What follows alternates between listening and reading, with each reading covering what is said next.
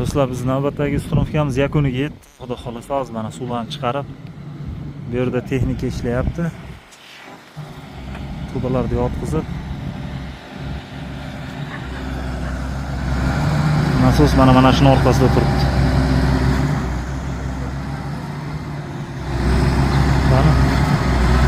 Mana shu joyda turibdi nasoslar.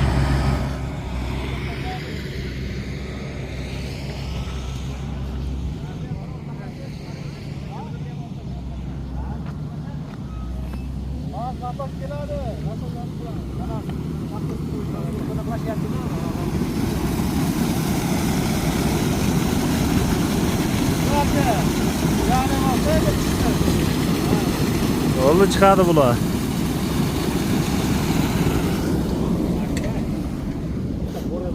Shitlar bu tomonda turibdi hozir. Paka yomg'ir yog'ib, orada tingan payt yurgizib olyapmiz. Yomg'ir boshlaguncha ispitaniya qo'yapmiz. Hozir xudo xolasa nasoslar zakonni ishlayapti. Bu yoqda mana shitlar, ikkalasini shitlari turibdi. Kabellar paka yer ustida, buni keyin ko'miladi, pastga tushiriladi yoki bo'lmasa stalba qo'yib stalbaga ko'tariladi. Mana nasoslar mana shu joyda turibdi. Ikkita nasos haydayapti. Har biri 200 talik truba bilan.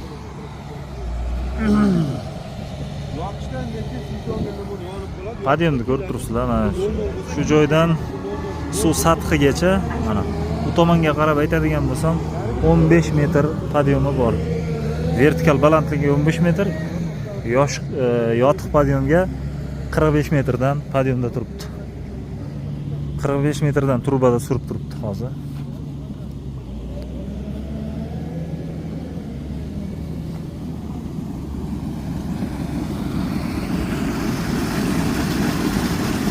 Ko'rib turibsizlar.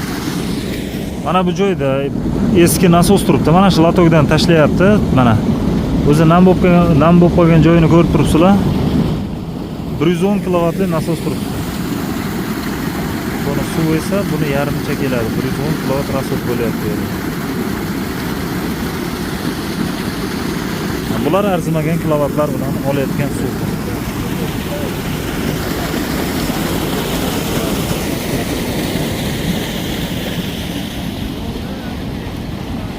Albatta kimga mana shunaqa ishlar qilish kerak bo'lsa, bemalol ekranda turgan nomerlarga telefon qilishlari mumkin. Albatta istalgan podyom, istalgan uzoqlikka chiqarib berishga harakat qilamiz do'stlar.